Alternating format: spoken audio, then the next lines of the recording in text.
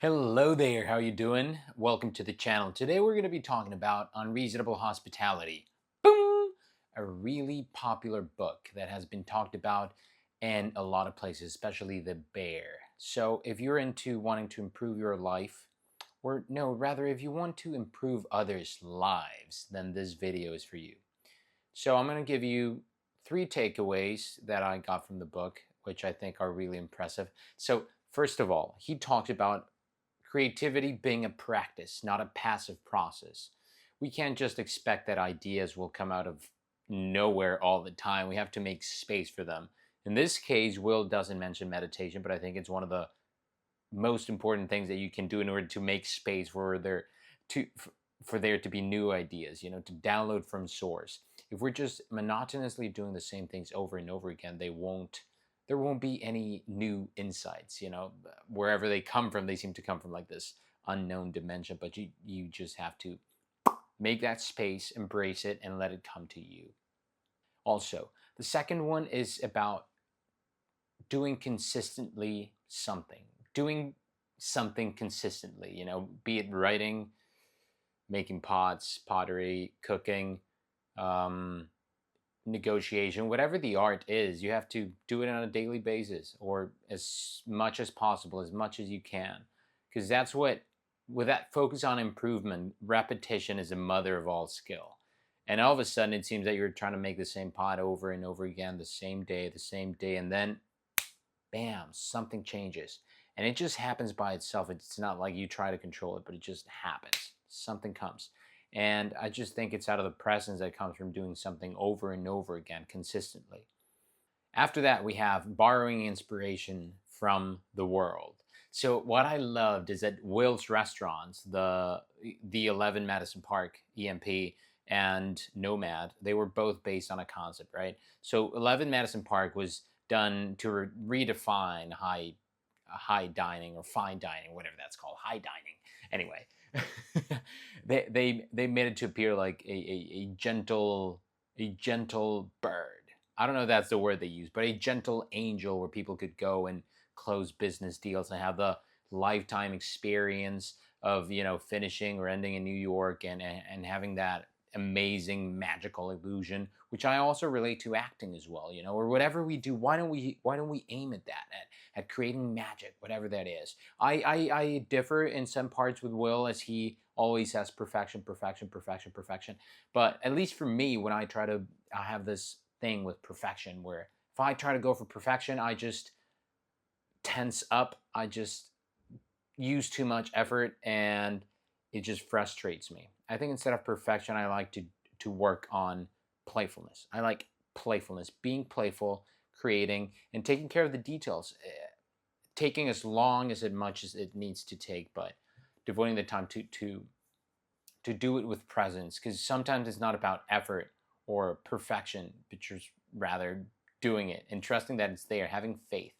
Having faith in your training, in your skill, in your ability, in your intuition. That's it. Connecting with your intuition.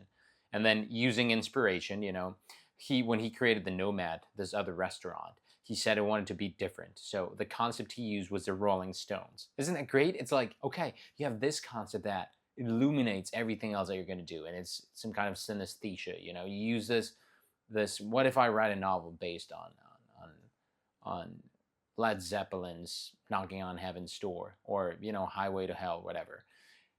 I think that takes a lot of color. In acting, we use that as well, as when you have a relationship with a person, you choose a noun for them. A strong noun that really inspires you and allows you to play. Oh my God, my jaw and my tongue, they're like so numb. Well, not numb, but they're like stiff. Okay, I'm doing this the early morning, so I just woke up. But anyway, yes, use a concept that you like, that you get inspired by.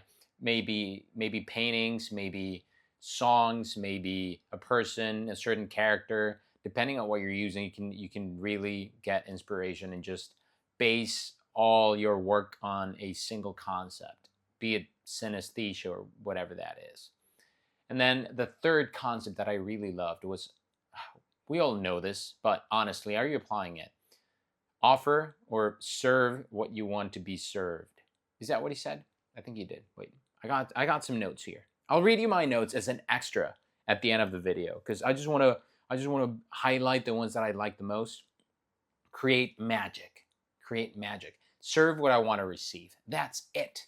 Uptown or downtown, especially if you have people working for you. Yeah, serve what you would like to be offered, or offer what you would like to be served.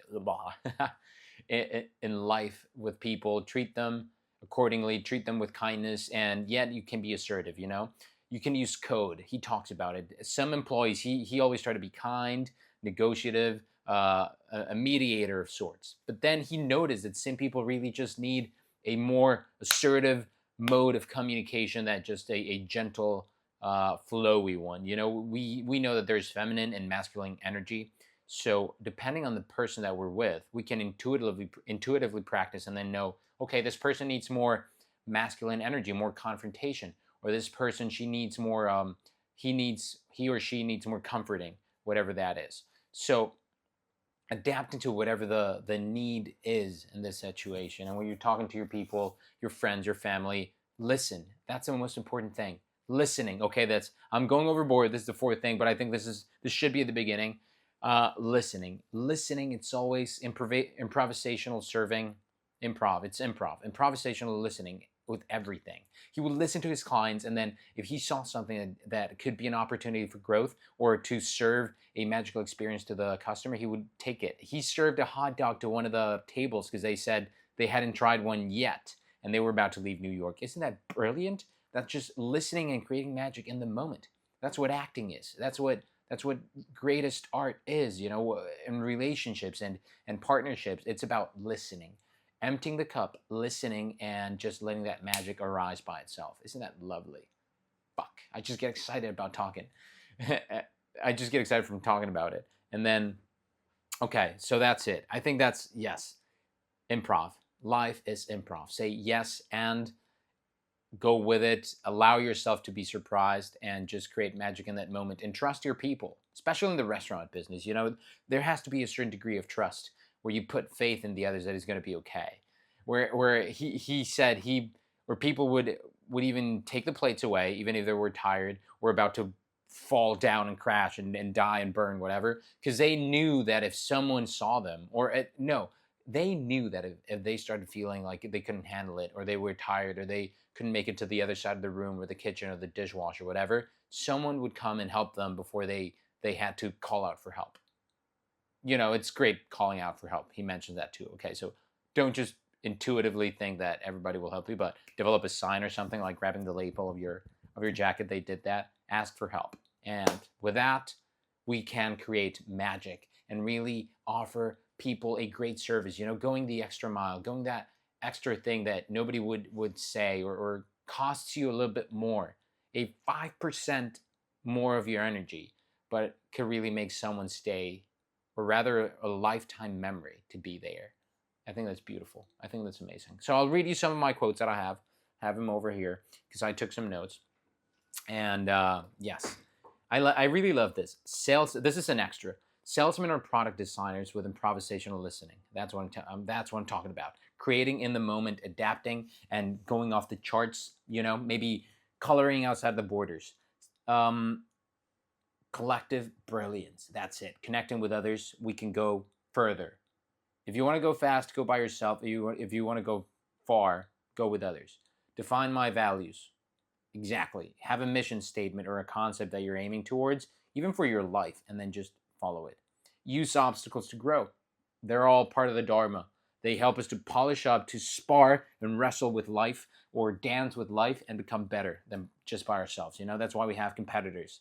Competition is great. Then have a mission statement, simple and non-negotiable.